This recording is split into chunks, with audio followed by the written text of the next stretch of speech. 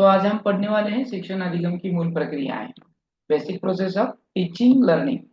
बराबर, कि किस तरह से टीचिंग और लर्निंग किया जाता है और बेसिक प्रोसेस क्या है उसके बारे में, यानी टीचिंग करते वक्त और लर्निंग करते वक्त क्या महत्वपूर्ण है, कौन सी चीजें महत्वपूर्ण है। हाँ, टीचिंग क्या है, लर्निंग क्या है, उन दोनों का बीच का संबंध क्या है, टीचर की भूमिका क्या होनी चाहिए, स्टूडेंट की भूमिका क्या होनी चाहिए, और इन दोनों में जो मिलाप ला रहे हैं हम, वो किस तरह का होना चाहिए। इन चीजों को आज हम पढ़ने वाले हैं।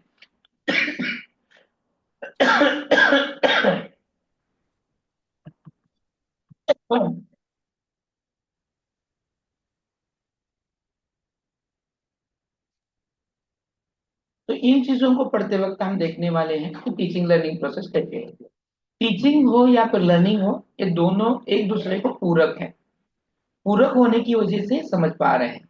लर्न करे बगैर पढ़ा नहीं सकते, और पढ़ाने जो पढ़ाते हैं वो समझना तो जरूरी है।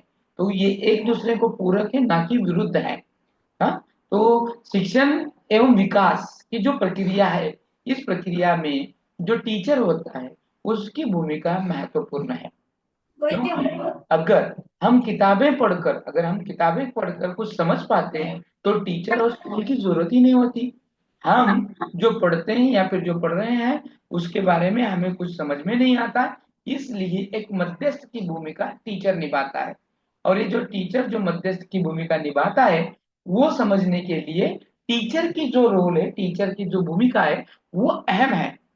तो इस बारे में हमने सुबह ही देखा था, थर्मोडाइट के कुछ नियम देखे थे। थर्मोडाइट के इस नियम में बच्चे किस तरह से सीखते हैं और उसके संबंधित कुछ नियम देखे थे, जैसे कि लॉ ऑफ रेडीनेस था, बराबर, लॉ ऑफ प्रैक्टिस था, लॉ ऑफ इफेक्टिवनेस था। इन तीन चीजों को बहुत ही अहमियत दी गई है कि तत्परता, अभ्यास और प्रभाव, इन चीजों पर ही हमारा अधिगम अवलंबन अवलंबन है। जैसे कि अ, उस चीज पर है। तो इस प्रक्रिया में ये जो नियम है, एक पत्थर का मील साबित हुआ है। शिक्षण प्रक्रिया के कुछ महत्वपूर्ण सिद्धांत भी हैं, जैसे निश्चित उद्देश्य है, परस्पर संबंध है, उनमें पुनर्वलन है, ये उनका अभिप्रेरण है। इन संबंध से हाँ, इन संबंधित दर्शन मनोवैज्ञानिकों द्वारा प्रतिपादित किए गए हैं। तो सब में अहम भूमिका जो निभाता है वो है लर्निंग और टीचिंग। और लर्निंग करते वक्त टीचिंग की जो भूमिका है, टीच करने वाला जो टीचर है, उसकी भूमिका यहाँ पर अहम होनी चाहिए। शिक्षण का जो तात्पर्य है क्या है, सीखना है। बराबर, शिक्षण का अर्थ है सीखने में सहायता करना। सीखता कौन है, स्टूडेंट है। तो उसको सहायता कौन करेगा, टीचर करेगा। तो इस टीचर को बहुत ही अहमियत है। लेकिन यहाँ पर हम देख रहे हैं शिक्षण, शिक्षण यानी पढ़ना है, बराबर, शिक्षण यानी लर्निंग है। और ये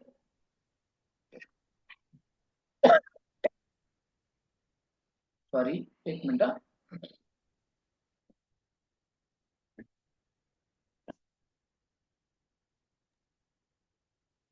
ये जो टीचिंग लर्निंग की प्रोसेस है बहुत ही अहमियत है, अहम है। शिक्षण का अर्थ अगर सीखने में सहायता करना है, लेकिन प्रत्येक व्यक्ति अपने स्वयं के प्रयासों तथा अनुभवों के आधार पर ही सीखता है। हर एक का लर्निंग करने का स्टाइल अलग है, उसका अनुभव अलग है। किन बच्चों को तुरंत समझ में आता है, किसको तुरंत समझ में नहीं आता, किसको एग्जाम्पल बगैर समझ में आता है, किसको एग्जाम्पल समझ में आता है, जिसको एग्जाम्पल दिया वो समझ में नहीं आता, किसको बदल के दिया तो उसको समझ में आता है। इसका मतलब है कोई सेल्फ लर्निंग से समझता है, कोई सिखाने से समझता है। तो इसमें शिक्षक जो है तो क्या है, तो शिक्षक अपने छात्रों को सीखने में प्रेरणा दे सकता है, रुचि उत्पन्न कर सकता है, लेकिन वह स्वयं छात्र से कुछ नहीं सीखता। देखो, टीचर क्या करता है, सीखने में प्रेरणा दे सकता है, रुचि उत्पन्न कर सकता है, लेकिन वो स्वयं छात्रों से कुछ भी नहीं सीख पाता। शिक्षा का शिक्षा से घनिष्ठ संबंध है। शिक्षण शिक्षा से घनिष्ठ संबंध, शिक्षण यानी एजुकेशन आता है यहाँ पर। ये प्रोसेस आपने टीचिंग लर्निंग में ये टीचिंग लर्निंग प्रोसेस बहुत ही महत्वपूर्ण है। उसके बगैर हम पढ़ नहीं पाते और लिख भी नहीं पाते हैं। तो हमारा जो रोल है, हम जो पढ़ पा रहे हैं या फिर लिख पा रहे हैं, उनमें बहुत ही अहमियत देनी होनी चाहिए। प्राचीन काल से ही गुरु और शिष्य की जो परंपरा रही है, उनमें गुरु प्यार और स्नेह से अपने शिष्यों को प्रारंभ से पढ़ाता है। बराबर। जैसे जैसे समाज में बदलाव होते गया, जैसे जैसे चेंजेस आते गए, उन चेंजेस के बदलाव पर उन चेंजेस के बदलाव पर ये शिक्षा का अर्थ भी बदलता जा रहा है। आज लर्निंग जो है, लर्निंग को पढ़ाने वाला जो टीचर है, दोनों का भी रोल चेंज हो गया है। पहले स्कूल में पढ़ाने वाला टीचर एक हुकुमशाह की तरह था, आज लेकिन एक लोकशाही की तरह वो पढ़ा रहा है। तो उसका भी रोल चेंज हो गया है और पढ़ने वाले का भी रोल चेंज हो गया है। इससे हम क्या कर सकते हैं कि शिक्षण की कोई परिभाषा नहीं दी जा सकती, क्योंकि पढ़ना और लिखना बहुत ही महत्वपूर्ण है।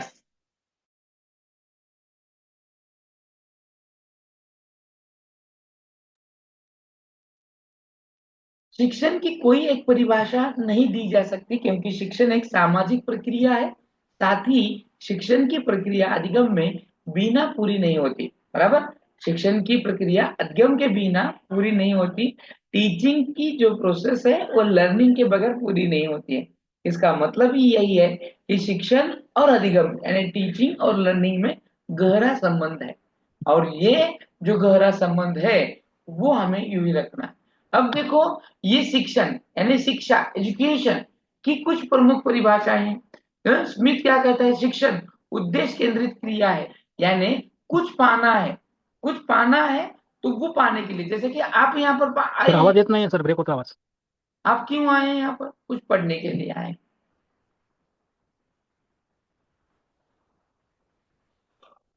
अब आ रही आवाज? अब आवाज आ रही? मेरी आवाज आप सभी तक आ रही क्या?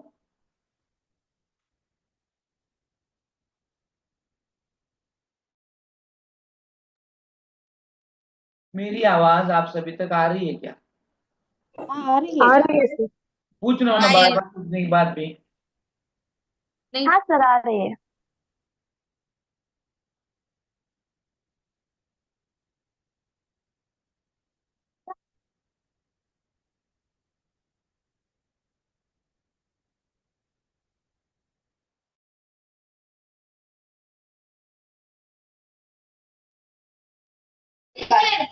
ये तो है सर।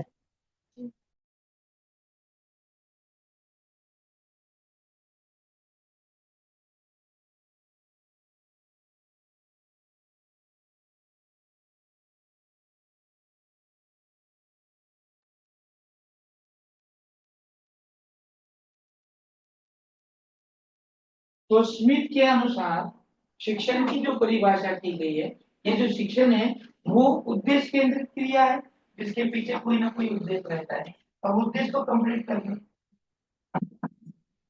वो उद्देश्य को पूरा करने के लिए ही हम सीखते हैं, लर्निंग करते हैं। बराबर। और जैसे कि आप भी सीटेट का कुछ कुछ लेने के लिए आपका भी उद्देश्य है कि नहीं? यहाँ पर टीचिंग लर्निंग क्यों कर रहे हैं? आप लर्निंग क्यों कर रहे हैं?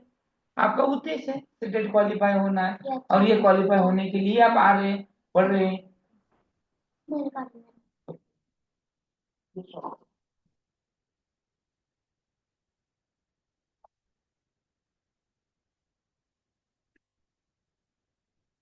मोरिसन के अनुसार मोरिसन के अनुसार शिक्षण एक परिपक्व व्यक्ति व कम परिपक्व व्यक्ति के बीच घनिष्ठ संबंध है, जिसमें अधिक परिपक्व व्यक्ति कम परिपक्व व्यक्ति को शिक्षित करता है। देखो कितना बेहतरीन यहाँ पर मोरिसन ने व्याख्या दी है। शिक्षण यानी लर्निंग एक ऐसी प्रोसेस है, टीचिंग लर्निंग या फिर शिक्षा देना एक ऐसा काम है जो अपरिपक्व व्यक्ति को परिपक्व वाला व्यक्ति पढ़ाता है। हाँ? और उसमें वो घनिष्ठ संबंध होता है और वो उसको शिक्षित करने की कोशिश करता है। देखो कितना बेहतरीन है। कम परिपक्व कौन है? स्टूडेंट है। परिपक्व कौन है? टीचर है। टीचर और वो परिपक्व और अपरिपक्व में घनिष्ठ संबंध है, इसीलिए तो एक परिपक्व व्यक्ति अपरिपक्व व्यक्ति को पढ़ाता है। बहुत बेहतरीन व्याख्या की है उन्होंने। बर्टन के अनुसार शिक्षण अधिगम हेतु प्रेरणा, पथ दर्शन, पथ प्रदर्शन, हाँ, वो प्रोत्साहन है, जिससे अधिगम हेतु प्रेरणा मिलाने का काम यहाँ पर किया जाता है। थर्नडाइक के अनुसार अधिगम में वृद्धि करना ही शिक्षण है। अधिगम यानी लर्निंग में वृद्धि यानी विकास करना ही, वाढ़ करना ही हमारा शिक्षण है। हब तथा डंकन के अनुसार शिक्षण 4 चरणों वाली एक प्रक्रिया है: योजना, निर्देशन, मापन तथा मूल्य मापन। योजना यानी प्लानिंग है, निर्देशन किस तरह से कहाँ जाना है, मापन तथा मूल्यांकन कर कर उसको कितना समझ में आया, ये जो प्रोसेस चलती है वो शिक्षण की है। और शिक्षण ही महत्वपूर्ण प्रोसेस है जिससे हम पढ़ पाते हैं। शिक्षण यानी एजुकेशन, यहाँ पर शिक्षण का अर्थ आपको एजुकेशन से लेना है।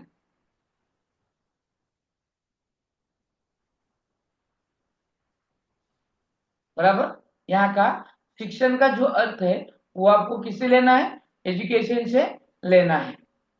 बराबर। अब देखो ये शिक्षण की प्रकृति एवं विशेषता क्या है। तो एक शिक्षण एक कैसी प्रोसेस है? शिक्षण एक कैसी प्रोसेस है? चलो बताओ, शिक्षण एक कैसी प्रोसेस है? सामाजिक प्रक्रिया, विकास की प्रक्रिया, आमने सामने होने वाली प्रक्रिया, कला और विज्ञान विज्ञान दोनों है, भाषिक प्रक्रिया, अंतरक्रिया है, उपचार विधि है, उद्देश्यपूर्ण प्रक्रिया है, त्रिध्रुवी प्रक्रिया है, निर्देश की प्रक्रिया है, औपचारिक और अनौपचारिक प्रक्रिया है, कौशल्यपूर्ण प्रक्रिया है। यह सभी शिक्षक की प्रकृति एवं विशेषता है शिक्षण की सर। शिक्षण, वेरी नाइस, बहुत बेहतरीन पढ़ते हैं आप, बहुत बेहतरीन, माशाल्लाह। हाँ, अब यहाँ पर हमें देखना है शिक्षण एक सामाजिक प्रोसेस कैसी है। मेरा क्वेश्चन फिर से रिपीट करता हूं, शिक्षण एक सामाजिक प्रोसेस है, बराबर। तो कैसे है ये, कैसे है इसको एक्सप्लेन करो। सामाजिक प्रोसेस कैसे है? यस और नो है क्या? Yes sir. हाँ है, तो सर, कैसे है? हम समाज में जो घटनाएं घटती है उस पर अध्ययन करते हैं सर। घर में जो और स्कूल में समाज में कैसी रहन सहन रहनी चाहिए ये। Very nice, very nice. क्योंकि शिक्षण को या फिर स्कूल को समाज की छोटी प्रकृति कहा जाता है, बरोबर, एक छोटा मॉडल कहा जाता है समाज का ही। तो समाज में जो प्रोसेस होती है वही प्रोसेस हम स्कूल में फीडिंग करते हैं। एक आदर्श व्यक्तिमत्व घडवण्याचं काम शाळा करते, एक आदर्श नागरिक घडवण्याचं काम शाळा करते, बरोबर है। तो ये जो पूरी प्रोसेस है वो पूरी प्रोसेस स्कूल में चलती है, यानी शिक्षण के जरिए चलती है। इसीलिए एक सोशल प्रोसेस है, सोशल प्रोसेस है। कल चलकर इसी शिक्षण की वजह से एक अच्छा इंजीनियर बनेगा, एक अच्छा डॉक्टर बनेगा, एक अच्छा फिलोसोफर बनेगा और एक अच्छा राजनीतिक भी बनेगा। ये सब ना, तो ये प्रोसेस है कि नहीं, एक समाज को निर्माण करने वाली सोशल प्रोसेस है कि नहीं है? समझ में आया आपको? इस सामाजिक प्रोसेस को बहुत बेहतरीन तरीके से देखना पड़ता है। जितना देखेंगे, जितना समझेंगे उतना कम है। शिक्षण एक विकास की प्रक्रिया है जिससे हमारा विकास होता है, जो पहले अधूरा था उसको बढ़ाने की कोशिश करते हैं। आप बता सकते हैं, फिर मैं और उसको और एक्सप्लेन करूंगा। विकास की प्रक्रिया कैसे है, कोई बता सकता है?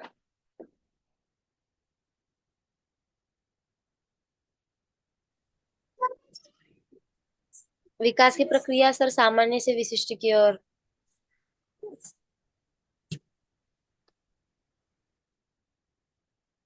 शिक्षण एक विकास की प्रक्रिया है और विकास चलते रहते हैं। अब जैसे इन्होंने कहा कि सामान्य से विशिष्ट की ओर चलता है।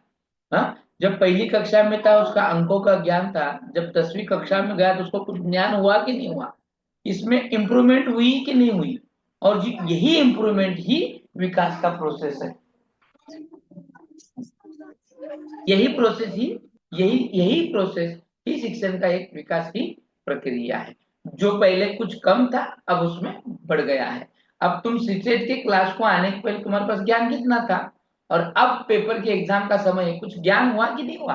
पूरे क्लासेस लेकर कर कर पढ़कर हुआ कि नहीं हुआ? तो फिर ये विकास की प्रक्रिया है। आप में जो आता था, आपने शुरू की स्टैंडिंग लाइन स्लीपिंग लाइन से शुरू की, लेकिन आज बहुत बेहतरीन तरीके से आप सभी तरह की राइटिंग को लिख सकते हैं। यस और नो? तो ये शिक्षण एक विकास की प्रक्रिया है। हमने समाज में किस तरह से रहना है, किस तरह से बर्ताव करना है, किस तरह से बोलचाल करनी है, ये भी हमें ज्ञान हुआ है। तो ये पूरा ज्ञान, ये एक शिक्षण हमारे में विकास करता है, एक डेवलपमेंट बनाता है, और वो डेवलपमेंट करने की ही प्रोसेस है। शिक्षण आमने सामने होने वाली एक प्रक्रिया है।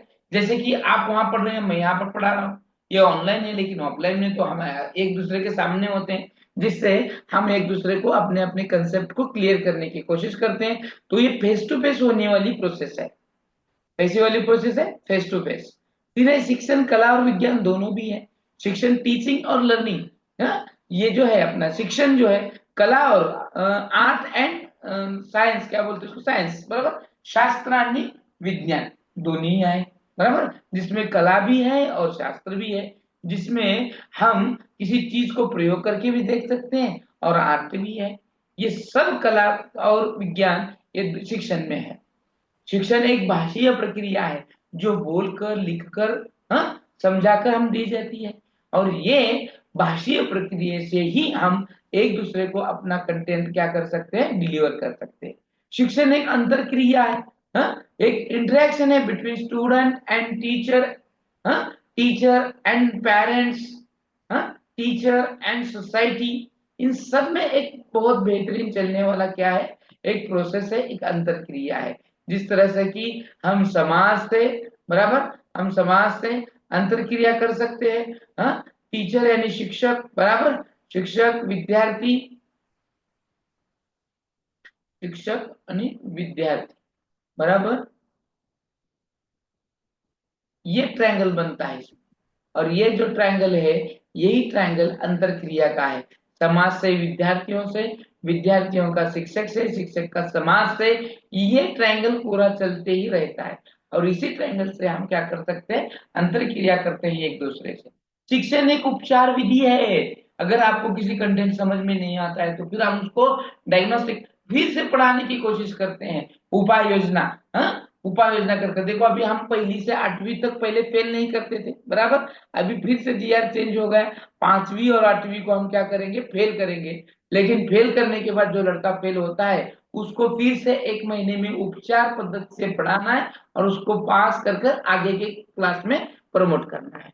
तो उपचार वो कौन से सब्जेक्ट में या फिर कौन से घटक में, कौन से बीट में वो कमजोर है, वो देखना है, और वही कमजोरी उसको परफेक्ट कर कर उसको क्वालिफाई करना है। ये करने का काम ही शिक्षण करती है। शिक्षण एक उद्देश्य पूर्ण प्रक्रिया है। उद्देश्य कंप्लीट होता है तो वो शिक्षा वहां पर खत्म होती है, और दूसरा उद्देश्य आगे बढ़ता रहता है। तो ऐसे उद्देश्य हर एक अलग अलग रहते हैं। मानो हमें सीटेट क्वालिफाई करना, ये एक उद्देश्य है, तो ये उद्देश्य पूरा होने के बाद आप पढ़ेंगे क्या? नहीं। तो ये उद्देश्य वहां तक रहता है, और फिर आप आगे का आएगा, अब टीआईटी करना है सर, अभी ये करना है, वो करना है। तो हर वक्त आपका शिक्षण का उद्देश्य बदलता रहेगा, और बदलने की वजह से हम उसमें क्वालिफाई होते हैं। शिक्षण एक त्रिध्रुवी प्रक्रिया है, जो जॉन डुई ने बताई थी। शिक्षण, अभी मैंने जो ट्रायंगल निकाला है, समाज, विद्यार्थी और शिक्षक, इनसे ही ये 3 ध्रुव है, ये जिससे हमारा समाज बनता है। समाज, समाज, शिक्षक और विद्यार्थी, इनसे एक ट्रायंगल बना हुआ है, इसीलिए इसको त्रिध्रुवी प्रक्रिया का है। कैसी प्रक्रिया का है? 3 ध्रुव। 3 ध्रुव कौन है? एक है टीचर, दूसरा है स्टूडेंट, और तीसरा है सोसाइटी यानी समाज। इन 3 ध्रुवों से हमारा ये शिक्षण बना है, और ये प्रक्रिया वैसे ही चलती है, एक दूसरे से आदान प्रदान होता रहता है, और ये आदान प्रदान होने की वजह से ही हम कुछ ना कुछ सीख पाते हैं, बराबर।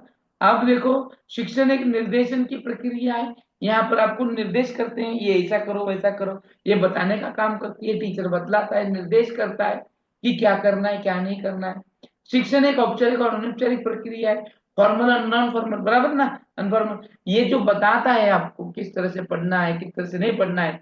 औपचारिक का मतलब 4 दीवारों के भीतर पढ़कर, इसको एक फॉर्मल टाइमिंग है, टाइमिंग है, उसे टाइमिंग में बैठकर पढ़ना है, सब कुछ तय हुए।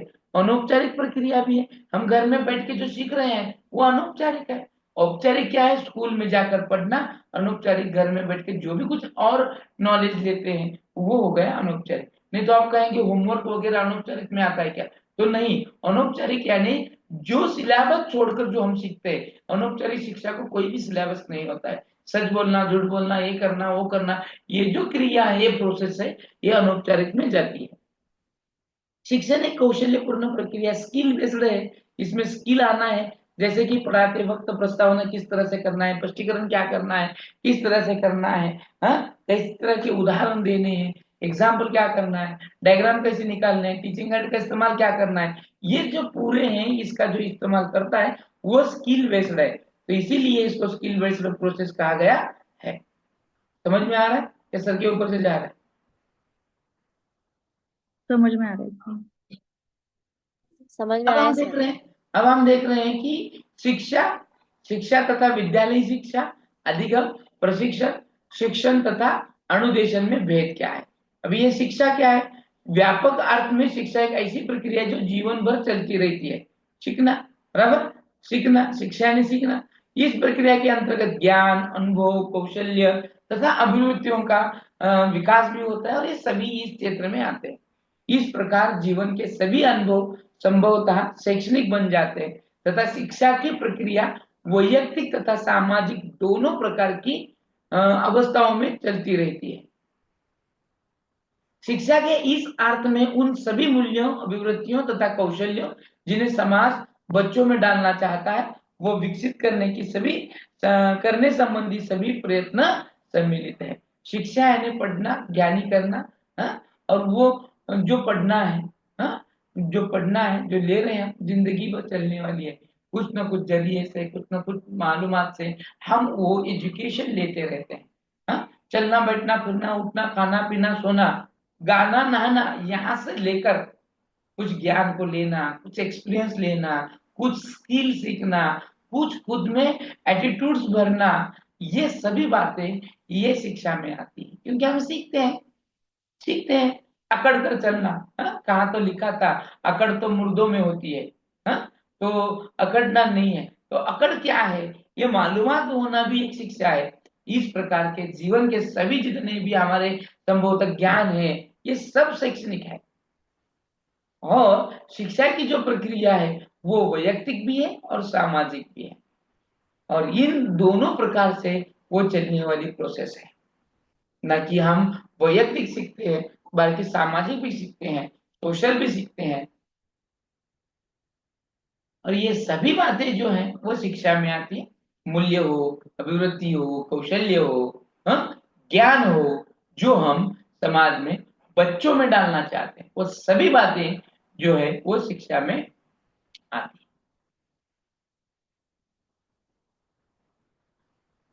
अब स्कूलन वह क्रिया है, स्कूलन शिक्षा यानी टीचिंग जो होती है,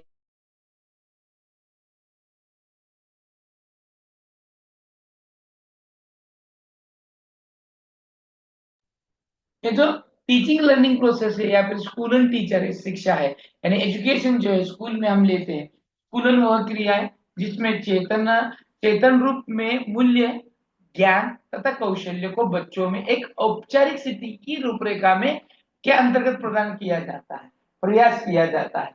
बराबर, ये करते वक्त हम क्या करते हैं कि बच्चों को पढ़ाते हैं। बच्चों को कहाँ पढ़ाते हैं? स्कूल का एक औपचारिक ही एक माहौल होता है, बराबर है, जिसको हम फॉर्मल कहते हैं। कौन कौन सी बातें आती हैं फॉर्मल एजुकेशन में बता सकते हैं हम? स्कूल और हम जो स्कूल के बाहर शिक्षा लेते हैं, क्या फर्क है दोनों में? स्कूली शिक्षा में और अभी हमने जो देखा वो शिक्षा में क्या फर्क है आपके हिसाब से? बताओ चलो। औपचारिक वातावरणामध्ये म्हणजे नियोजित वेळेमध्ये नियोजित उद्देशासहित त्यांना शिक्षण दिलं जातं आणि अनौपचारिक मध्ये मुलं कोणत्याही प्रसंगातून तो अनुभव घेऊन शिकतात. वेरी नाइस, वेरी नाइस, और वेरी नाइस, बहुत बेहतरीन बताया आपने। और बस इतना ही?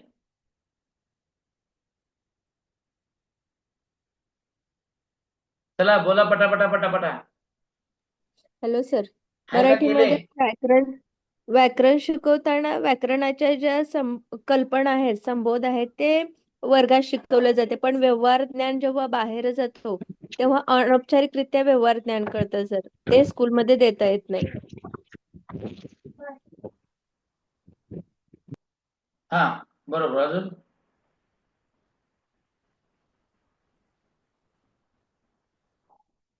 अजून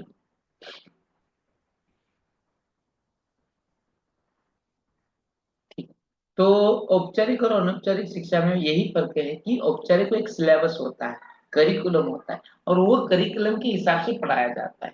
एक स्कूल होती है जहाँ पर जाकर पढ़ना होता है, वहाँ के रूल्स होते हैं, नियम होते हैं, डिसिप्लिन होती है। हाँ, और उस डिसिप्लिन के वातावरण में हमें मूल्यों का ज्ञान दिया जाता है, वैल्यू एजुकेशन, बराबर। और वहां पर टीचर होते हैं, अनेक सब्जेक्ट होते हैं, उन सब्जेक्ट में पढ़ाया जाता है, उनका एक समय होता है, निश्चित समय पर ये पढ़ाया जाता है, और उतना जो उद्देश्य है वो उद्देश्य उसी साथ पूरा किया जाता है, ज्याला आता आपण अध्ययन निष्पत्ती म्हणतो, बरोबर। अगर वो अध्ययन निष्पत्ति अगर प्राप्त होती है उस सब्जेक्ट की, तो बच्चों को वो सब कुछ मिल गया। यानी हम जो पढ़ने वाले हैं या पढ़ रहे हैं औपचारिक शिक्षा में, उसका उद्देश्य होता है। अनौपचारिक शिक्षा में ऐसा कोई भी उद्देश्य नहीं होता कि ये पढ़ना है, ये पढ़ाना है, कुछ भी उद्देश्य नहीं। जब भी है, जो भी है, पढ़ाया जाता है, वो सीखने मिळता है। अभी अनौपचारिक शिक्षा में एखाद्याला धोका कसा द्यायचा शिकवलं जातं का? एखाद्यावर प्रेम कसं करायचं शिकवलं जातं का? प्रेमामध्ये फेल झाल्यानंतर आत्महत्या कशी करावी शिकवलं जातं का? ये सब ना पढ़ाया जाता है इधर।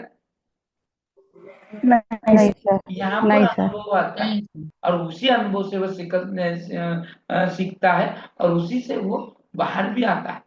तो ये फर्क है स्कूल एंड एजुकेशन में और औपचारिक औपचारिक और अनौपचारिक शिक्षा में, बराबर। औपचारिक शिक्षा का क्या है कि विद्यालय द्वारा जो भी कुछ विषय क्षेत्र है, अभी मैंने जो बताया ना कि जो भी कुछ उनका सिलेबस है, वो सिलेबस और सिलेबस के जितने भी कुछ क्षेत्र हैं, जो अलग अलग विषय होते हैं, जैसे कि भाषा है, गणित है, हाँ, ये सब जो है इनको एक क्रमबद्ध तरीके से दिया जाता है, एक प्रशिक्षित किया जाता है, जो अन्य लोगों की जीवन प्रक्रिया या अनुभव द्वारा प्राप्त न किया जा सके।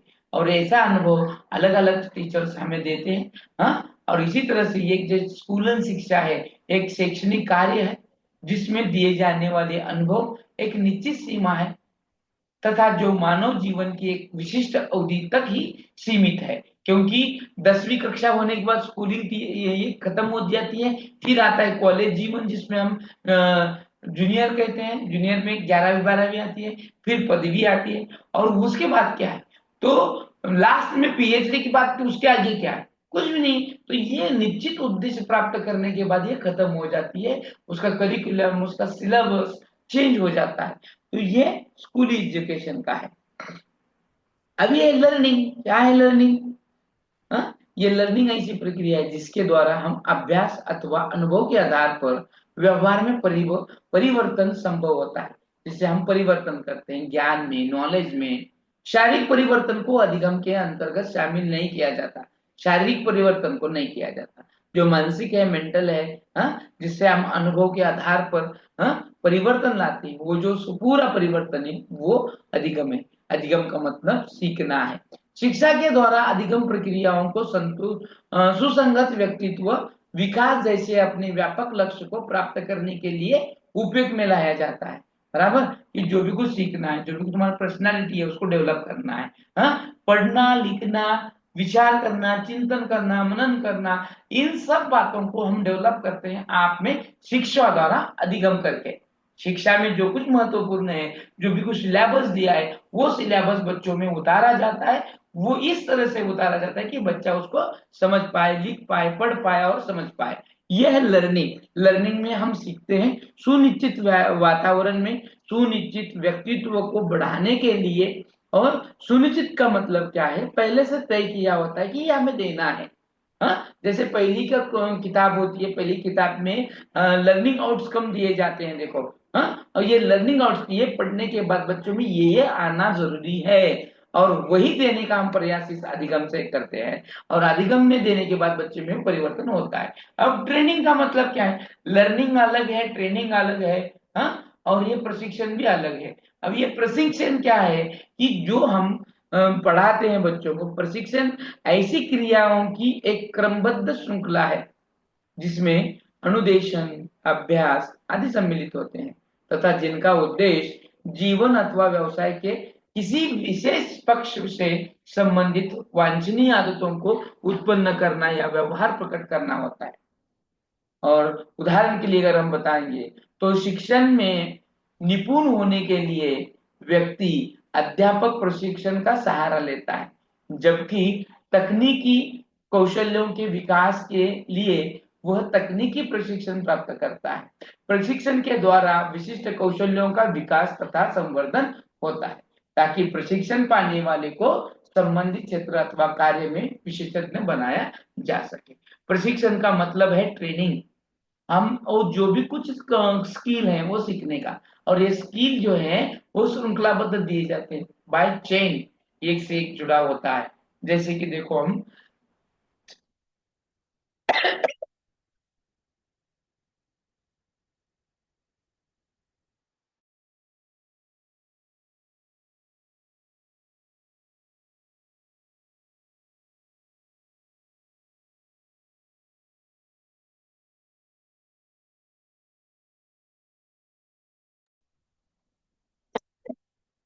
एक मिनट, हाँ।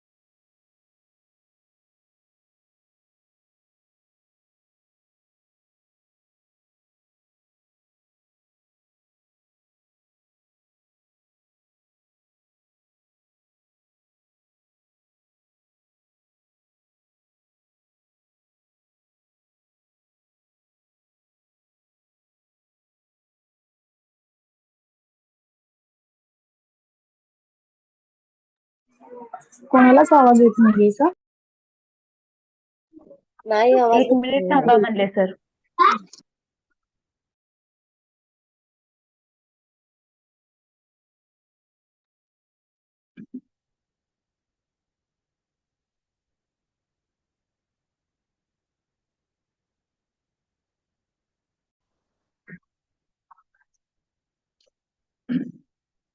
प्रशिक्षण का मतलब ही ट्रेनिंग है। हम डीएड और बीएड करते वक्त जिस भी तरह की हमने ट्रेनिंग ली है वो स्किल बेस्ड है, और वो स्किल बेस्ड जो ट्रेनिंग है, वो ट्रेनिंग से हम बहुत कुछ सीख सकते हैं। बराबर, ट्रेनिंग का मकसद ही होता है उस स्किल को आपको डेवलप करानी है। फिर वो स्किल अगर आप में है तभी तो आप कुछ ना कुछ पढ़ पाते हैं, सीख पाते हैं। टीचरों को ये स्किल दिए बगैर या फिर प्रशिक्षण दिए बगैर वो टीचर नहीं हो पाता। यस और नो? बीएड में हमने समझाया था, बीएड में डीएड में हमें वो ट्रेनिंग दी गई थी, तभी तो हम सीख पाए ना। यस और नो? आज यस सर। किस तरह से पढ़ना Yes, है, sir. किस तरह से पढ़ाना है, किसको पढ़ने कहते हैं, किसको पढ़ाना कहते हैं, ये हमने सब सीखा है।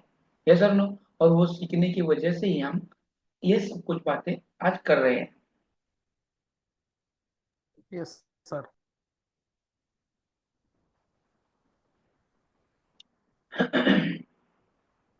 और ये स्किल जो है प्रशिक्षण की, ये स्किल उसी ट्रेनिंग में दी जाती है, और उसी ट्रेनिंग से हम कुछ ना कुछ सीखते हैं। और वो देने वाला जो ट्रेनिंग होता है उस क्षेत्र का या फिर उस विषय का एक विशेषज्ञ होता है, और वो हमें अपने को विशेषज्ञ बनाए बगैर नहीं छोड़। अब हम देखना है शिक्षण तथा अनुदेशन। अनुदेशन को इंग्लिश में क्या कहते हैं याद नहीं आ रहा है, मुंह में ही है लेकिन याद नहीं आ रहा है। अनुदेशन इंस्ट्रक्शन, यस, इंस्ट्रक्शन ही कहा जाता है। तो शिक्षण तथा अनुदेशन में फर्क है, एक ही नाम से यूज किया जाता है लेकिन दोनों में थोड़ा फर्क है। यह ऐसी प्रक्रिया है जिनका उपयोग मानव व्यवहार में अभीष्ट परिवर्तन लाने के लिए किया जाता है। एक निश्चित वर्तन में परिवर्तन लाने के लिए ये शिक्षण तथा अनुदेशन हम उसको कहते हैं। शिक्षण तथा अनुदेशन में अध्येता यानी पढ़ने वाला उसके विचारों को, मूल्यों को, कौशल्यों को, सूचनाओं को तथा ज्ञान का संप्रेषण करने में सम्मिलित होता है। अध्ययन तथा अनुदेशन का उद्देश्य विद्यार्थियों को शिक्षित करने की दृष्टि से अनेक उद्देश्य विद्यार्थियों को शिक्षित करने की दृष्टि से उनके अधिगम को प्रभावी बनाना होता है। और ये बच्चों को ज्ञानी करने के लिए जो इंस्ट्रक्शन दी जाती हैं वही इंस्ट्रक्शन से वो पढ़ता है, लिखता है, सीखता है। हाँ, एक दूसरे से संपर्क संप्रेषण करता है। संप्रेषण यानी communication, communication between teacher and student about knowledge. Knowledge के बारे में क्या दिया जाता है, संप्रेषण किया जाता है। नॉलेज देने के लिए इंटरेक्शन होता है between student and teacher. Information student teacher student को देता है, अपनी क्यूरीज फीडबैक के जरिए स्टूडेंट टीचर को कुछ बताता है। तो उनमें विचार, मूल्य, कौशल्य, हाँ, ये सभी चीजें ये बच्चों के पास आ जाती है और इसी से अनुदेशन किया जाता है। और बच्चों को यहाँ पर हेल्पफुल बनाने के लिए अनुदेशन टीचर करता है। अनुदेशन यानी इंस्ट्रक्शन अपने अंडर के नीचे वो बच्चों को पढ़ाता है, एक मालूमात देता है और जिससे बच्चा ज्ञानी बनता है। शिक्षण अधिगम प्रक्रिया, टीचिंग लर्निंग प्रोसेस।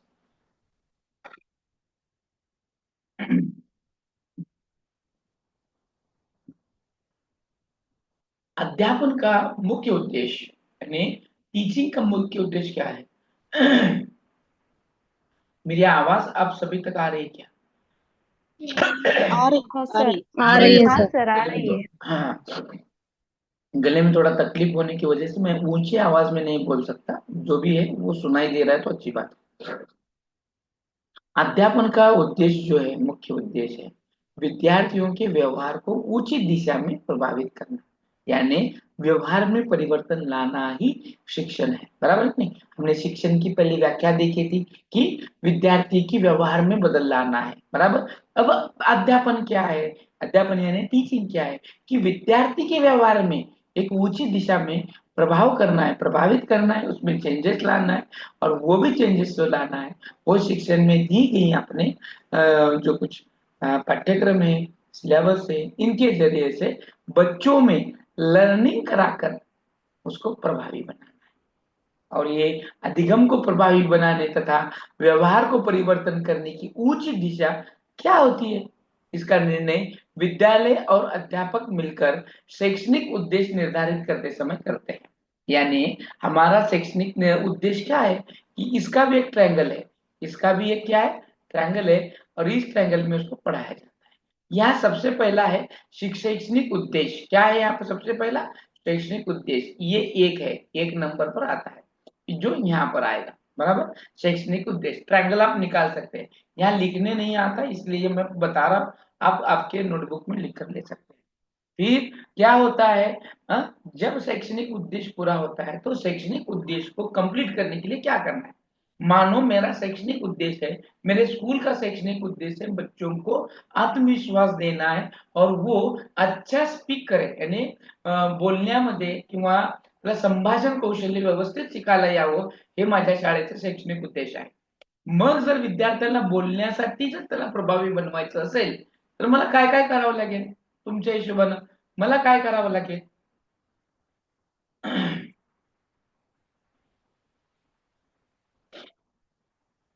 क्या करना चाहिए? वादविवाद स्पर्धा किंवा चर्चा, सामूहिक चर्चा, हो. वादविवाद स्पर्धा। तो बच्चों को वैसा प्लान बनाना है कि बच्चों का अगर कॉन्फिडेंस बढ़ाना है, उसका वक्तृत्व सुधारना है, तो उसी तरह की कार्यक्रम से अरेंजमेंट करना पड़ेगा ना। तो वहां पर साधन निर्मित, जो कुछ साधन लगने वाले हैं उसका यहाँ पर महत्व होना जरूरी है, साधनों का निर्माण। हाँ, और ये साधनों का निर्माण रहेगा और ये साधनों से जरिए हम पढ़ाएंगे, वैसे प्रोग्राम लेंगे, बच्चों को मौका देंगे पढ़ने का और पढ़ाने का। हाँ, और बच्चों को स्पीक करने का, हर वक्त छोटे छोटे कार्यक्रम लेकर बच्चों का वक्तृत्व अगर हम सुधारेंगे, हाँ, और साधनों के जरिए, इन साधनों के जरिए, तो ये हुई सेकंड स्टेज। तो क्या हो जाएगा, फिर हमें क्या करना है, मूल्यांकन करना है कि बच्चों ने कितना कुछ हासिल किया। 3 नंबर पर क्या आएगा, मूल्यांकन। पहले क्या किया हमने, बच्चे का हमने पहली स्टेज में शैक्षणिक उद्देश्य तय किया, फिर उस शैक्षणिक उद्देश्य के रिलेटेड हमने कुछ शैक्षणिक साधनों का निर्माण किया और ये साधन मिलाकर बच्चों को कितना कुछ समझ पाया है, ये हमने मूल्यांकन लेकर देखा। और फिर हमारे समझ में आया कि बच्चों को क्या समझ में आया है और क्या समझ में नहीं आया। यही बातें निर्धारित करती हैं कि बच्चों ने कितना और कौन सा उद्देश्य प्राप्त किया है और उसको कितना कुछ समझ में आ रहा है।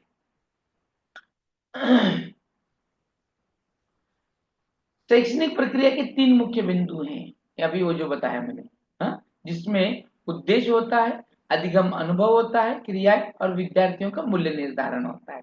बराबर, जो अभी मैंने ट्रायंगल बनाया था उसमें शैक्षणिक उद्देश्य है, अधिगम जिसमें शैक्षणिक साधन बताए थे, वहां पर बच्चों का अधिगम अनुभव देना है, वो भी साधनों से ही देना है ना। साधन यानी टीचिंग एड्स का इस्तेमाल करने वाले हैं हम, हाँ, और उसी क्रियाओं से हम बच्चों का मूल्यांकन करने वाले, उसको कितना और क्या समझ में आया। इसलिए अध्यापक विद्यार्थियों को अधिगम अनुभव प्रदान करने के लिए विभिन्न तरीका अपनाता है। जितने भी तरीके हैं, वो एग्जाम्पल देगा, वो मॉडल का इस्तेमाल करेगा, वो पिक्चर का इस्तेमाल करेगा, ओवरहेड प्रोजेक्टर का इस्तेमाल करेगा, वो एचपी का इस्तेमाल करेगा, बहुत सारी चीजों का इस्तेमाल करेगा और बच्चों को क्या करेगा, वो अनुभव देने की कोशिश करेगा। अनुभव से विद्यार्थियों में व्यवहारगत परिवर्तन होता है, उसमें चेंजेस आता है। अगर मैंने आपको ताजमहल पढ़ाया है और ताजमहल पढ़ाते वक्त अगर मैंने चित्रों का, वीडियो का, वहां के प्रत्यक्ष उस ताजमहल का मैंने दर्शन करवा लिया, तो आपको वो ताजमहल समझ में आएगा कि नहीं आएगा, आएगा कि नहीं आएगा, आएगा सर। आएगा। लेकिन मुझे लगा आएगा, आपको लगा आएगा, सचमुच उसको आया है कि नहीं देखने के लिए मुझे मूल्यांकन करना पड़ेगा। और जब मैं मूल्यांकन करूंगा और उसमें आप खरे उतरेंगे, तभी तो आपको कितना कुछ समझ में आया, कितना कुछ समझ में नहीं आया, यहाँ पर समझेगा। मेरा उद्देश्य था सबसे पहले बच्चों को ताजमहल की पहचान करा के देना, और पहचान करा के देने के लिए मैंने यहाँ पर थ्योरेटिकल इंफॉर्मेशन दी। थ्योरेटिकल इंफॉर्मेशन के बाद मैंने प्रत्यक्ष में चित्र दिखाया, वहां के वीडियोस दिखाए, वहां के लोगों की राय दिखाई। इतना सब दिखाने के बाद मैंने सोचा बच्चों को समझ में आया कि नहीं आया, ये देखने के लिए मैंने मूल्यांकन किया और ये समझ में आया मुझे कि बच्चों को सब कुछ समझ में आया। तो मेरा उद्देश्य सफल हुआ कि नहीं, वो क्लियर हुआ कि नहीं। यस। Yes sir. हाँ, तो ये जो चीजें हैं, ये अधिगम और लर्निंग प्रोसेस में उद्देश्य, उसका अधिगम का अनुभव और मूल्यांकन पर निर्भर होता है। विद्यार्थियों में विषय सामग्री के अधिक आदान प्रदान के लिए अध्यापक को उचित विधियों का और माध्यम को अपनाना चाहिए। यानी जैसे मैंने अभी कहा ना, ताजमहल के लिए जो टूल्स एंड टेक्निक्स लगते हैं वो वहां पर देना बहुत जरूरी है। सिर्फ थ्योरेटिकल इंफॉर्मेशन देकर नहीं चलेगा कि ताजमहल बहुत बड़ा है, वो ऐसे ऐसे पत्थरों से बना है, उस पर ऐसे ऐसे डिजाइन निकाली है, ऐसे मैं अगर मुंह से थ्योरेटिकल इंफॉर्मेशन दूंगा तो बच्चों को समझ में आ पाएगी क्या, समझ में आ पाएगी। नहीं सर। नहीं। हाँ, तो मुझे क्या करना पड़ेगा, क्या करना पड़ेगा मुझे, ये उसको समझाना है। तो एक तो हम उसके आधारित वीडियो दिखा सकते हैं, या तो फिर उन्हें वहां पे लेके जा सकते हैं सर के वहां पर माध्यम डायरेक्टली उसको क्षेत्र विजिट कर कर वहां पर उसको दिखा भी सकते हैं, या फिर वहां की जो कुछ बहुत सारे वीडियोस हैं वो वीडियो से हम उसका इंफॉर्मेशन दे सकते हैं, फोटो तस्वीर दिखाकर भी बच्चों को हम, बहुत तरीके हैं मॉडल बनाकर, बहुत बहुत तरीके हैं जो बच्चों को हम उसको पढ़ा सकते हैं। फिर है शिक्षण अधिगम प्रक्रिया के कुछ भाग हैं। शिक्षण यानी टीचिंग लर्निंग जो प्रोसेस है उसके कुछ भाग है, जो हमारा मैकडोनाल्ड जो है उनके अनुसार समस्त शिक्षण प्रक्रिया के 4 भाग हैं। पहले है पाठ्यक्रम जिसको हम करिकुलम कहते हैं। करिकुलम के बगैर हम पढ़ा ही नहीं सकते। अनुदेशन यानी इंस्ट्रक्शन जिसके जरिए पढ़ाना है। शिक्षण टीचिंग और फिर लर्निंग। इन चार कंबों पर, ये चार कॉलम पर ये पूरा टीचिंग लर्निंग ठहरा हुआ है। ये चार प्रोसेस है। तो ये पाठ्यक्रम से क्या होता है कि हमें क्या पढ़ाना है, बराबर। पाठ्यक्रम का मतलब होता है करिकुलम। क्या होता है? करिकुलम। अब मुझे बताओ करिकुलम और सिलेबस में क्या फर्क है? पाठ्यक्रम और पाठ्यचर्या में क्या फर्क है? दोनों में क्या फर्क है? Curriculum and difference between curriculum and syllabus, please explain me. किसी को भी पता नहीं? वाह, बहुत बेहतरीन सर बात। करिकुलम में सिलेबस आता है लेकिन सिलेबस में करिकुलम नहीं आता। सिलेबस में करिकुलम आता है लेकिन करिकुलम में सिलेबस नहीं आता। नहीं नहीं नहीं नहीं, करिकुलम में सिलेबस आता है, सिलेबस में करिकुलम नहीं आता। सिलेबस पूरे विद्यार्थियों के लिए रहता है और पाठ्यक्रम हर एक इयत्ता के अनुसार रहता है। हाँ हाँ हाँ हाँ, बराबर। और जो सिलेबस रहता है वो सब्जेक्ट वाइज रहता है, और जो करिकुलम रहता है वो होल ऑफ स्टैंडर्ड के लिए रहता है।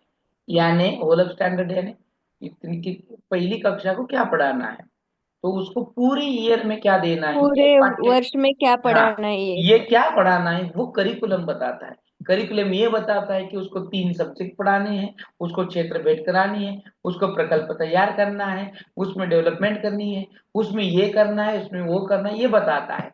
और सिलेबस पर्टिकुलर सिलेबस सब्जेक्ट का होता है, पर्टिकुलर इसी का, यानी इंग्लिश का सिलेबस, मराठी का सिलेबस, हिंदी का सिलेबस, वो सब्जेक्ट में क्या पढ़ाना है, कितना पढ़ाना है, ये तय होता है। तो पाठ्यक्रम में हम एजुकेशनल ट्रिप लेके जाते हैं, क्षेत्र भेद देते हैं, ये पूरा पाठ्यक्रम में आता है, करिकुलम में आता है, बराबर। और ये एक दूसरे पर निर्भर होते हैं। जितना भी जो भी कुछ है, पाठ्यक्रम हो, अनुदेशन हो, टीचिंग लर्निंग प्रोसेस हो, ये पूरी एक दूसरे पर निर्भर होते हैं और निर्भरता से बनते हैं। और ये जो पाठ्यक्रम बनाया जाता है, ये पाठ्यक्रम बच्चों के जो डोमेन्स हैं, हाँ, वो अभी देखो, हमने मूल्यमापन देखा है और देखने वाले, अभी देखा नहीं आपने। तो जब मूल्यमापन देखेंगे तो हमारे जो डायमेंशन है विकास के, कौन कौन से विकास के डायमेंशन, विकास के आयाम मालूम है ना आपको? विकास के आयाम, शारीरिक, मानसिक, वेरी नाइस, शारीरिक, मानसिक, भावनिक और संवेगात्मक। भावनिक आणि सामाजिक। संवेगात्मक, वेरी नाइस। और ये हाँ। जो हम देख रहे हैं तो ये हो गए डेवलपमेंट के। लेकिन इवैल्यूएशन के भी कुछ डोमेन्स हैं, उसमें आते हैं 3 डोमेन है। कितने हैं? 3 डोमेन बताने की वजह से, या फिर हम ये भी कह सकते हैं कि डायमेंशन है उसमें, आयाम है। उनमें पहला आता है कॉग्निटिव, दूसरा बोले तो यहाँ पर दिया है देखो, ज्ञानात्मक, भावात्मक और क्रियात्मक। इन 3 क्षेत्रों का विकास करना होता है। उसको इंग्लिश में कॉग्निटिव, लाइक इमोशनल, इमोशनल नहीं आता, उसको क्या था, और एक शब्द है भावात्मक को अपने डायरेक्ट उसको ट्रांसलेट किया ना, इसीलिए वो भावात्मक आया। उसको अफेक्टिव कुछ तो ऐसा कहा जाता है। और तीसरा जो है वो मोटर स्किल में आता है, मोटर स्किल में आता है, तो उसको साइकोमोटर कहा जाता है, क्रियात्मक को साइकोमोटर स्किल। और तो ये 3 डोमेन है, इन 3 डोमेन का हमें इस्तेमाल। अब देखो, ये जो मैंने सर्कल बनाया है इस केस के ऊपर, तो हमारे बच्चा स्कूल में जो आता है तो कुछ इस तरह से रहता है। हमारा बच्चा जो ज्ञानी होता है तो इस तरह से होता है। ये 3 आयाम है, एक है ज्ञानात्मक, दूसरा है भावात्मक और तीसरा है क्रियात्मक। ये 3 क्षेत्र है, ये 3 क्षेत्र का बच्चा हमारे पास आता है। और वो एंट्री लिया उसने पहली कक्षा को, और इसी तरह से लिया। और जब 10वीं में वो क्वालिफाई होके जाएगा तो उसका जो, उसका भी गोल नहीं निकला ठीक से, हाँ, तो उसका डोमेन किस तरह से होगा, डोमेन अब डेवलपमेंट किस तरह से होगा, इसी तरह से ही होना है, बराबर। इसी तरह से होना है, लेकिन बड़ा होना है, बराबर। तो उसका जो विकास है इस तरह से होगा क्या, इसी तरह से, यानी एक ही एंगल का होना है क्या, तो नहीं होना है। तो बच्चों का जो डेवलप करना है उसके तीनों का भी हमें वहां पर डेवलपमेंट करना है। अब मैं आपको थोड़ा एक्सप्लेन करके बताता हूँ, मुझे लग रहा है आपको समझ में नहीं आया। सविताला पर्स घे म्हणली होती हँड पर्स चांगले वाटायला पर्सात घ्या वळवा म्हणते आलंय गाडावती रामेश्वरी सूर्यवंशी सगळ्याबरोबर बोललं तर बरं होईल जरा, तुम्ही एकटेच कशाला बोलताय, तुमची म्हणणं पण आम्हाला सांगा। तो ये जो 3 क्षेत्र हैं बच्चों को डेवलप करने के लिए जो महत्वपूर्ण है, और इस महत्वपूर्ण विधियों में ये ज्ञानात्मक यानी कॉग्निटिव डेवलपमेंट होती है, जिसमें बच्चों में ज्ञान, आकलन, उपयोजन, विश्लेषण, संश्लेषण, मूल्यमापन, इन चीजों का विचार किया जाता है, जो हम बच्चों को किताबों से देते हैं। बराबर, किताबों से देते हैं, बच्चों में हम नॉलेज डेवलपमेंट करते हैं, भावात्मक हम उसमें भाव, इमोशंस उसमें क्रिएट करते हैं, से मूल्य हम उसमें डालते हैं, एजुकेशनल मूल्य, वैल्यूज होते हैं, वैल्यू एजुकेशन डालते हैं। फिर डालते हैं हम क्रिया, यानी यहाँ पर खेल कूद होता है, कुछ मोटर्स होते हैं, स्किल मोटार होते हैं, उनका डेव्हलपमेंट करते हैं, यानी शारीरिक, मानसिक आणि भावनिक या तिन्ही क्षेत्राचा विकास आम्ही या विद्यार्थ्यांचा ज्ञानात्मक, भावात्मक और क्रियात्मक क्षेत्र से करते हैं, जिससे उसका विकास हो सके। और ये विकास करने के लिए पाठ्यक्रम की रचना की गई है, और पाठ्यक्रम की रचना करते वक्त बच्चे का ज्ञानात्मक, भावात्मक और क्रियात्मक विकास हो, इस पर भर दिया जाता है। ज्ञानात्मक के लिए सिलेबस होता है, भावात्मक और क्रियात्मक के लिए हम प्रकल्प, क्षेत्र भेद, खेल कूद, स्पर्धा, इनका आयोजन करते हैं, जिससे बच्चा सभी अंगों से विकसित हो, ताकि सिर्फ नॉलेज न मिले। बराबर, सिर्फ उसको नॉलेज ही, किताबी कीड़ा न हो, उसको और भी व्यवहार के ज्ञान, मूल्य, इनकी मालूमात हो, इसीलिए ये पाठ्यक्रम में तीनों डोमेन का इस्तेमाल किया जाता है। अब देखो शिक्षण उद्देश्य एवं अधिगम, जैसे कि ज्ञानात्मक में क्या देना है, भावात्मक में क्या देना है और क्रियात्मक में क्या देना है। जैसे ज्ञानात्मक से हम भाषण देते हैं, और उसकी जो विधि होती है, उसकी जो विधि क्या है कि जानना है, क्या है, जानना है, पढ़ना है, समझना है। फिर भावात्मक आता है, भावात्मक में नाट्यकरण विधि से हम पढ़ाते हैं, जिससे बच्चा अनुभव करना सीखेगा। क्रियात्मक विधि को हम प्रयोग करके दिखाएंगे, बच्चा करना सीखेगा। बच्चा क्या सीखेगा, करना कैसे वो सीखेगा। ज्ञानात्मक में भाषण देंगे, जिससे बच्चा जानेगा। भावात्मक में नाट्यकरण करेंगे, जिससे बच्चा अनुभव करेगा। क्रियात्मक में प्रयोग करेंगे, जिससे बच्चा करने की सोचेगा, करने लगेगा। ठीक है, और देखो आगे, अभी इसमें क्रोनबैक के अनुसार अधिगम के 7 तत्व होते हैं, जो अधिगम के सिद्धांतों के आधार माने जाते हैं, और इसी के आधार पर शिक्षण के सिद्धांत निर्धारित किए जाते हैं। ये जो बिंदु हैं, ये 7 बिंदु हैं, जो प्रशिक्षण की जो अधिगम के जो तत्व हैं हमारे, उसके बारे में, जिसमें स्थिति है, व्यक्तिगत विशेषताएं हैं, लक्ष्य है, उसकी व्याख्या होती है, कार्य किस तरह से करना है, परिणाम क्या है, और विरोध पर प्रतिक्रिया क्या आती है, ये बताया जाता है। आपने डीएड और बीएड में प्रतिमान देखे होंगे, प्रतिमान, मॉडेल्स, माहित आहे का, मॉडेल्स, प्रतिमान किंवा मॉडेल्स बघितले का नाही?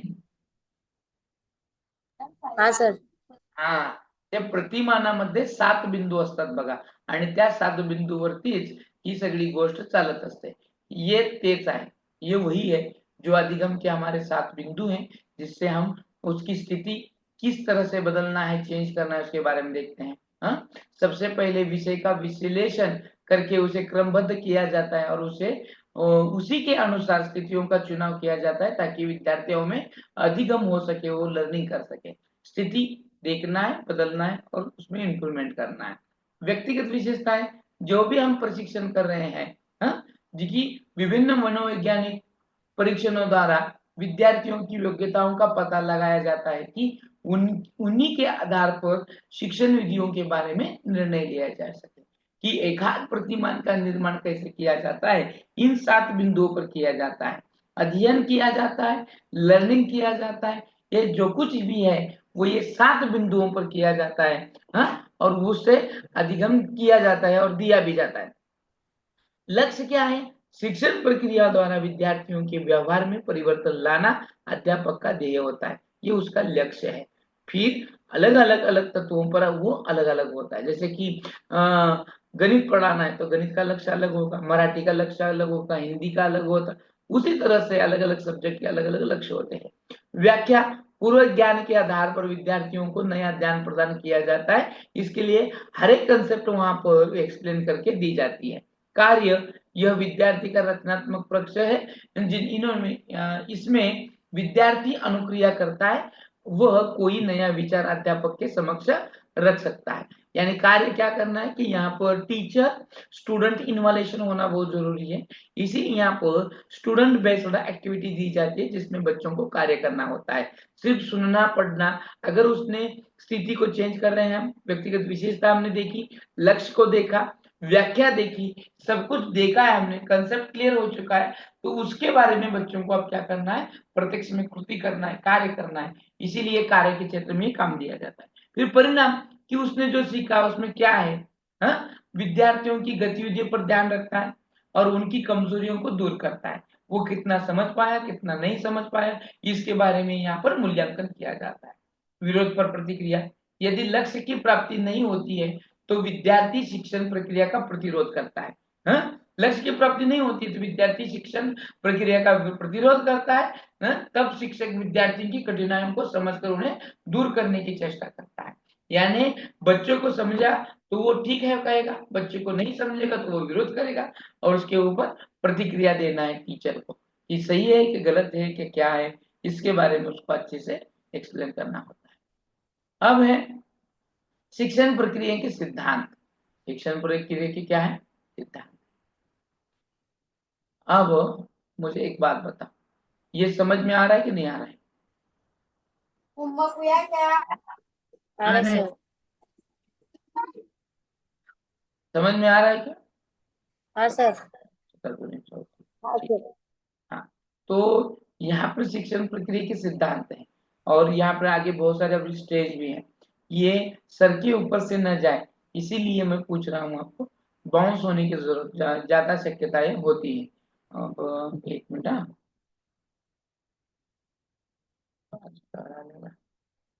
एक मिनट रुको।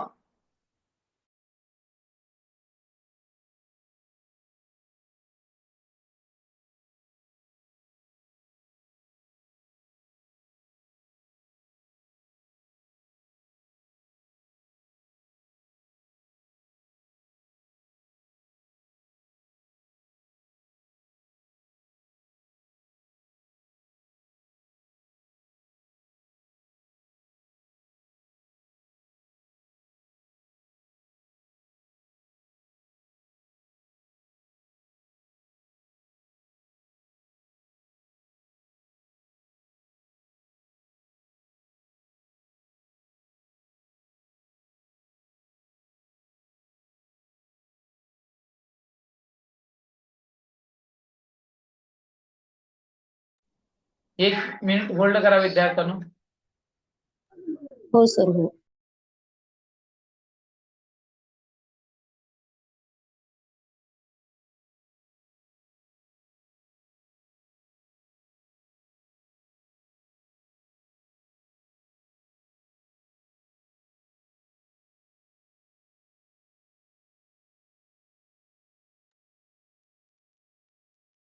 हाँ, तो जो अगला भाग है अभी हम जो पढ़ने वाले हैं, वो अगला भाग जो है वो आपके सर के ऊपर से न जाए, ज्यादा डोज हो न, क्योंकि आप इसको न भूलें, क्योंकि ये जो अभी का है, अभी शिक्षण प्रक्रिया के सिद्धांत वो वगैरह जो हम पढ़ने वाले हैं वो परीक्षा के दृष्टिकोण से महत्वपूर्ण है, तो उसको भी हमें समझना है। तो इसीलिए ये जो टॉपिक है ये सुबह में हम पढ़ेंगे इसको, और बाकी जो बचा हुआ है ये हम सुबह में इसको पढ़ेंगे। ठीक है, समझ में आ रहा है? बहुत सारे स्लाइड हैं, इसको हम पूरा करना है बोलकर नहीं करना है, तो इसको अंडरस्टैंडिंग भी करके लेना है, न रटना है, इसको आकलन करना है, समझना है। बराबर है कि सही है?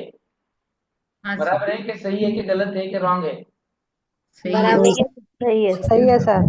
सही है। तो इसीलिए मैं यहाँ पर क्या कर रहा हूँ, इसको कवर नहीं कर रहा हूँ, इसको रख रहा हूँ और इसको सुबह में थोड़ा और शाम में थोड़ा कर उसको भी कवर करेंगे, कोई दिक्कत नहीं है। हाँ, और दूसरी बात ऐसा है कि जो क्या बोलते हैं उसको, अभी इसके बाद 8 बजे, अभी यहाँ पर क्लास नहीं बंद होती है, यहाँ पर क्लास को हम अभी रुकाएंगे नहीं। यहाँ पर हम क्या करेंगे, अभी जो